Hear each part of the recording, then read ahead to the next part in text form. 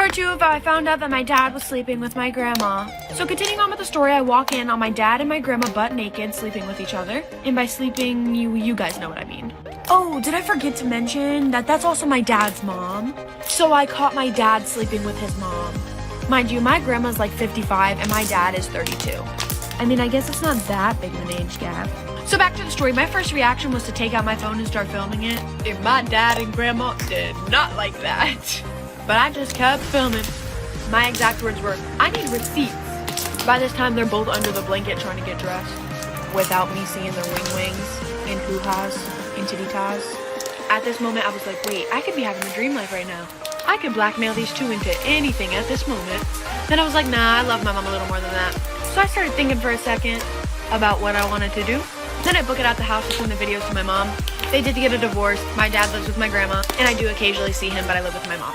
So she woke up in the middle of the night to something thick on her feet, and she was really freaked out, obviously. So she jumped out of bed and turned all the lights in the lighthouse on. But when her lights came on, there was nothing there. She checked through the whole lighthouse and couldn't find anything. Nothing like that ever happened again, but she never slept well after that. She stayed in the lighthouse for like 5 more months, but eventually she found a new place to live, got a new job. She ended up moving to an entirely different state. And then one day, like a year later, she's at work, sitting at her desk, and she's going through old pictures on her phone. And she finds an album on her phone called You at Night. And she's thinking, what? I do not remember making this album. So she clicks into it and she gasps, because all the pictures in the album are of her sleeping in her old bed.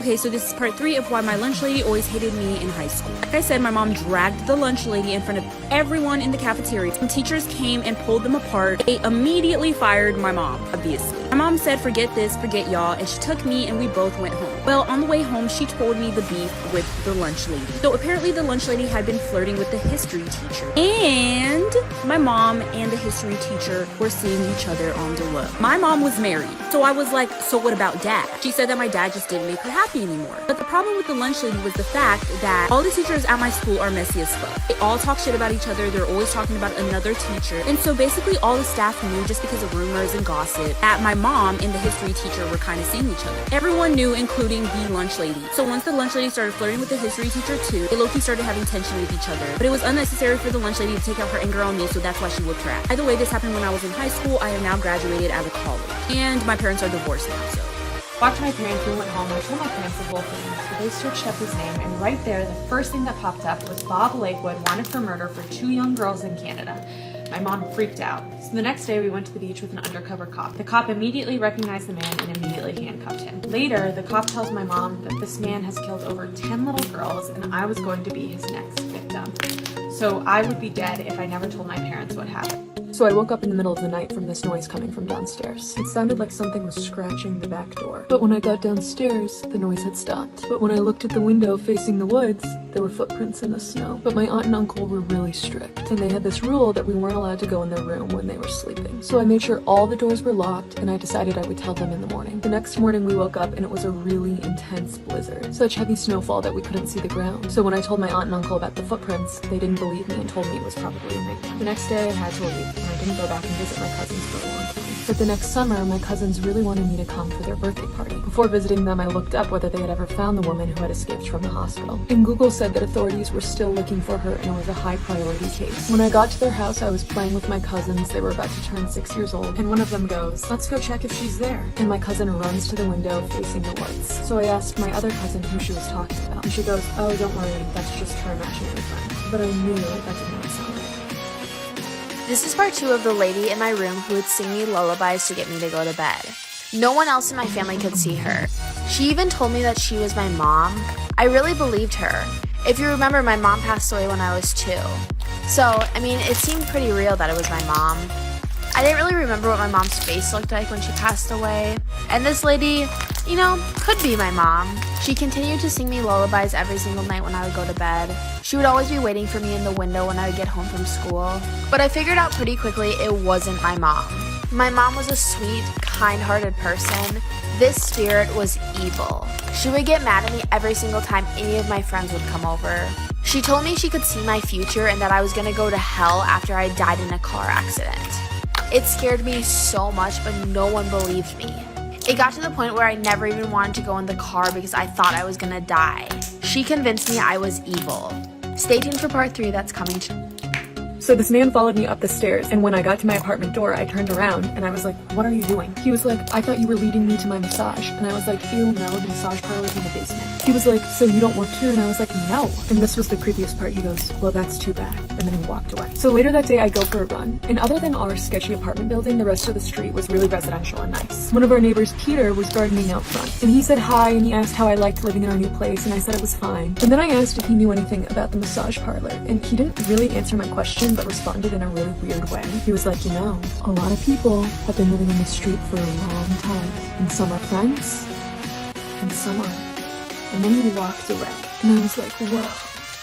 Did Peter just explain to me how the neighborhood works? Obviously, Peter didn't answer my question at all, and I was still really creeped out by the massage parlor. Then a few days later, I was walking home from school, and all of a sudden I hear the sound of leaves crackling behind me, like the sound of footsteps. And I turn around, and it's the same man from the apartment building. So I'm getting worried about this guy following me, so I turn to him and say, all I have is $2 American. And that was true, I actually only had $2 in cash on me at that time. And he keeps repeating this word that I don't understand, old pal. That's what he keeps saying over and over again. So I pull out the $2 and I look at him and I'm like, this is all I have. And he's like, okay. And he gives me the necklace and I give him the $2. And I'm not even sure if he'll leave me alone at this point, but after I buy the necklace, he turns around and starts walking away. So I'm really relieved. Obviously, I look at the necklace, I can barely see it because it's dark. And when I finally get back to the farm, I have dinner and then I go to bed. And while I'm getting ready for bed, I'm emptying my pockets and I look more closely at the necklace. And I realize it's actually really pretty. It's like a white iridescent gem, and I look it up and I realize it's probably an opal, which would make sense because opal sounds a lot like the word the guy kept repeating. So I decide to wear it because I actually really like it, so I put it on and then I go to bed. But in the middle of the night, I wake up to something I've never experienced. This is part 2 of the girl that tried fighting me in school for no reason. So I'm walking out of my lunch period and I turn around and I see her storming through people just staring at me dead in the eye. And I was like, great, what the fuck now? Like, what now? Because part of the reason why I stopped being friends with her and it was so on and off is because it was always something. It was always drama. It was always arguments, like shit like that. So she finally catches up to me and she's like, you're a fucking whore. And I was like, what? Like, why am I a whore? And she was like, you're really going around talking to my fucking ex, like trying to date him and shit? Like, you really said that you wanted to hook up with him? Like, what the fuck is wrong with you? And I was like, bitch, what the fuck are you talking about? Where are these receipts? Because I never fucking said that. So she pulls up her messages with her and her ex and she's like, look, see, he said it. See, he said it. And he was like, yeah, Mia was trying to get with me, blah, blah, blah. And I was like, pfft. All I can remember her saying was, bitch, I should fucking slap you right now. I should punch you in the face. And I was like, you know what? If we're really about to play this stupid ass shit, hit me then. Fucking hit me. I was literally tapping my cheek and everything. I was like, hit me then. Part 2 of the Tinder story. So then after the cops break down the door, they go upstairs and they knock on her door and they're like, it's okay, we've got the guy, everything's fine. And they say to her, we don't really want you to stay here tonight. We don't think that you should see what he's done. And when I say he, it's the guy that she went on a date with. And she's like, no, I need to see what he's done. So she goes downstairs and she sees her kitchen wrapped all in plastic. And there's a saw and a hammer and a knife. And earlier when he came into her house for coffee, he set his keys down right next to her keys. And so when he left, he picked up both sets of keys. And that is how he got back into her house. And they tested her, like her blood and everything, and she wasn't supposed to wake up because of how many drugs were in her system, because on the date he drugged her. And then I guess he was just planning on chopping up her body in her own kitchen. I don't know. Stay safe.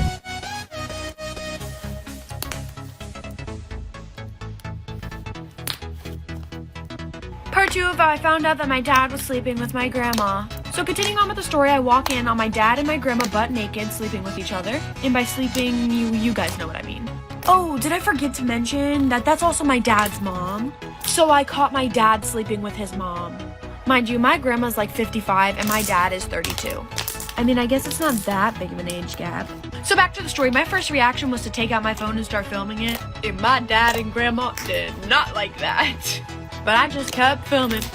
My exact words were, I need receipts. By this time, they're both under the blanket trying to get dressed without me seeing their wings and hoo-has and titty-tas. At this moment, I was like, wait, I could be having a dream life right now. I could blackmail these two into anything at this moment. Then I was like, nah, I love my mom a little more than that. So I started thinking for a second about what I wanted to do. Then I book it out the house to send the videos to my mom.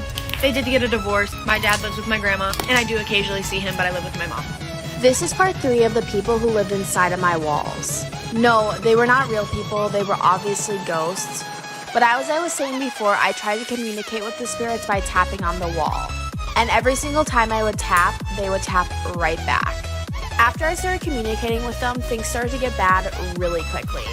I would wake up in the middle of the night and all my blankets would be all the way across the room. There were engraved scratch marks on my door, and they just kept appearing every single day. I woke up in the middle of the night one time to someone literally standing over me. I screamed so loud and the thing just disappeared. My parents finally believed me when one morning I woke up to 3 long scratch marks going down my back. They moved me upstairs into a new room and turned my old room into a guest bedroom. Whenever we have guests over though, they all tell us that they hear the tapping. And I know exactly what they're talking about. Thank you for listening and please follow my Instagram.